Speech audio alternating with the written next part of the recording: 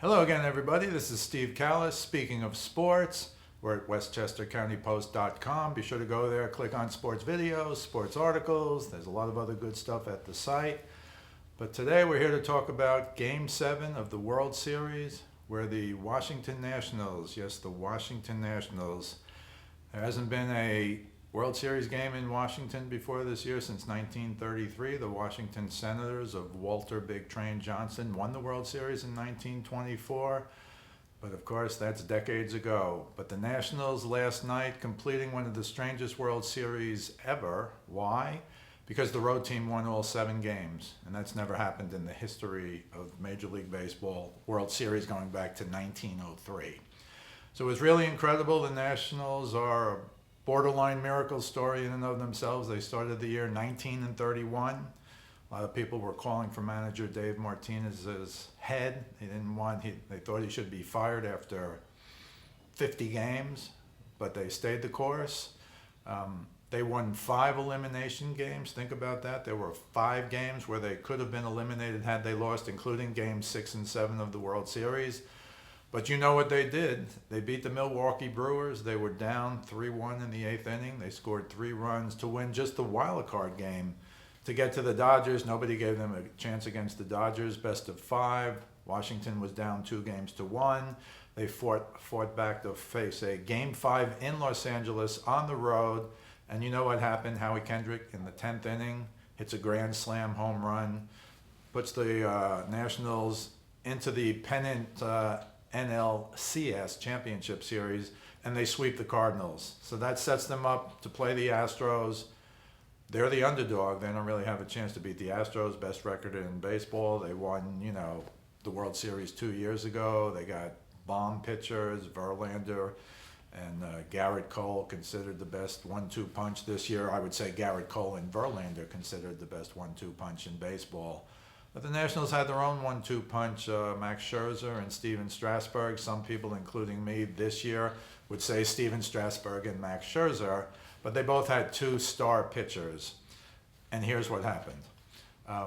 You know about Game 6, I did a video on it yesterday, but in Game 7, Max Scherzer got the start, and the reason I did pick the Nationals, after liking the Astros all year pretty much, was because Scherzer, who couldn't pitch Game 5, because he had neck spasms. He actually got a cortisone shot in his neck in Game 5, wasn't available in Game 6, but was supposedly 100% in Game 7, and he got the start. Every game that Strasburg and Scherzer started in the entire playoffs, the Nationals won.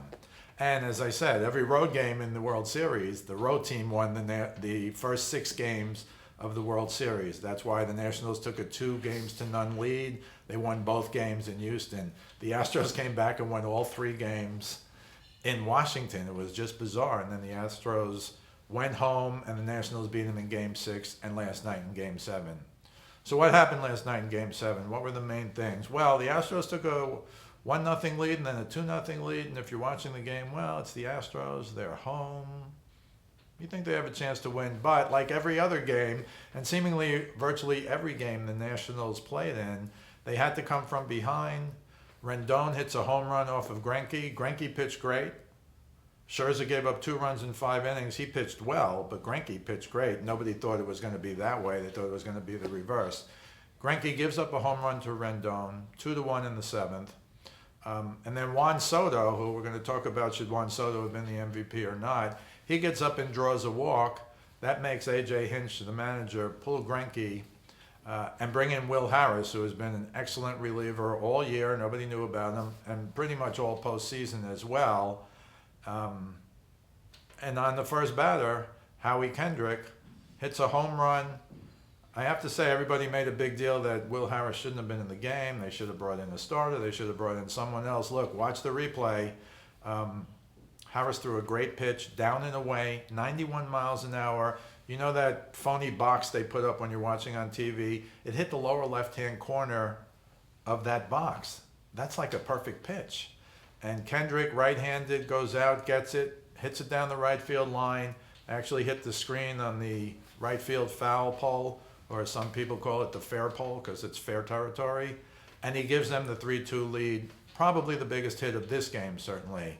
And then in the 8th inning, Soto singles in a run to make it 4-2, huge insurance run. They get two more in the ninth inning. Eaton singles in 2 runs. It's 6-2. So I've talked about a lot of players already, but here's who I think might have been the MVP of Game 7. Patrick Corbin.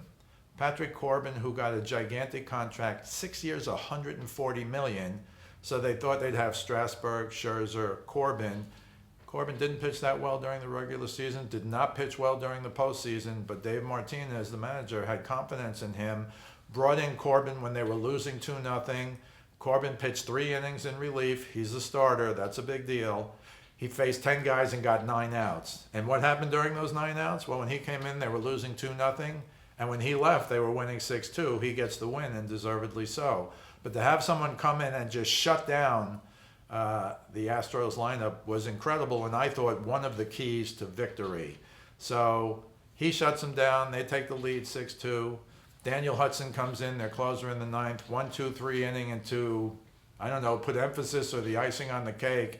He strikes out Jose Altuve, arguably the MVP of the entire playoffs if they gave out that award, and professional hitter Michael Brantley to end the game.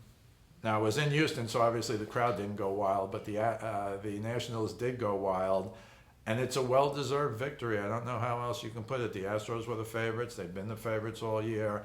The Nationals, nobody believed in them. Nobody could believe they could beat the Dodgers. They did.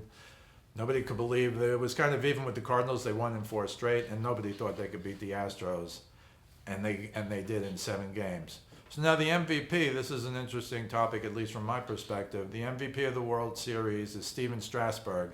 Now, Strasburg was great. He pitched 2 games. He won Game 2 and Game 6. He pitched 14 in the 3rd innings. He only gave up 12 hits. He only gave up 4 runs. His strikeout to walk ratio was 14-3. All really incredible. But from my perspective, he won half the games. He was on the bench for the other 2.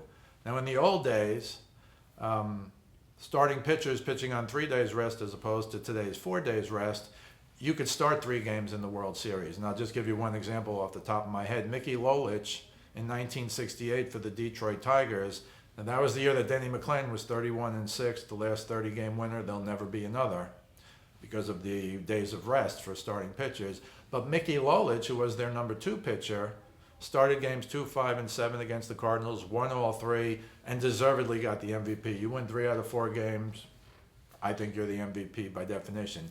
You win 2 out of 4 games, I think it's a little closer than that. So I think the MVP should have been Juan Soto, and I just want to read you some of the stats for Soto just in the World Series. Again, he started the World Series at the age of 20. He finished the World Series at the age of 21 and did some incredible things. Here are his stats. He batted .333, 9 for 27. The 9 hits he got was the highest on the team. His on-base percentage was .438, pretty incredible. His slugging percentage was .741, and his combined OPS, which you probably know is slugging plus on-base percentage, was an astounding 1.179. Now, those are video game numbers. Guys don't do that in the regular season, never mind in the World Series. That's what Soto did. He also hit 3 home runs, which was the lead on his team for home runs. He's the first 21-year-old to hit 3 home runs in the World Series. You've heard him on a lot of things with like Mickey Mantle or Joe DiMaggio, but he's the first 21-year-old or younger to hit 3 home runs in a World Series. So I would have voted for Juan Soto. That's not to take anything away from anybody else. But if you win 2 games, I think that's good. If you win 3 games as a pitcher, I'm talking about, I think you're the MVP. If you don't and you have these stats that I just read to you, I think Juan Soto was the MVP. Just a couple more things. I talked about this at length about George Springer in Game 1. And in my article, there's something, did George Springer lose the World Series for the Astros? I would never go that far. But you'll recall in Game 1, down 2 runs with a man on second late in the game, Springer hit a high fly ball to deep right center field and just danced sideways up the baseline a la Carlton Fisk, but longer. And he could only get to second base when the ball did not go out, and he only was on second when he should have been on third. Altuve, the next guy, flied out to right. He would have scored the tying run late in the game, Game 1. Maybe the Astros could have won. The whole series would have been different. But he didn't, and then he had the bizarre post-game. I read the quote, but I don't know the entire quote off the top of my head now, but he essentially said sometimes you don't run as hard as you should. Preposterous. So between the bad base running play and the ridiculous post-game press conference, I think that really hurt the Astros. I won't say it cost them the World Series. I think it cost them a chance to tie up the game late in the game, and maybe there would have been extra innings. Maybe the Astros would have won. But they were behind 5-4 after the Springer hit, and they lost 5-4 game one. And that set the tone for, frankly, the visiting team winning every game. The conclusion of all this, the Nationals facing elimination 5 times, were 5-0. That's incredible. Coming from 19-31 in the regular season, coming back in the wild card game, coming back 2-1 down to beat the Dodgers, coming back 3-2 in the World Series to win the last 2 games against the Astros. These are all incredible. I do want to mention, though, Davey Martinez, the manager. They were calling for his head early in the season. He stayed the course. He led the team. Even 6 weeks ago, he had a heart problem and was in the hospital for a few days. And he kept his calm all through the playoffs, except that weird, I think incorrectly called interference play in Game 6 that I talked about in the prior video.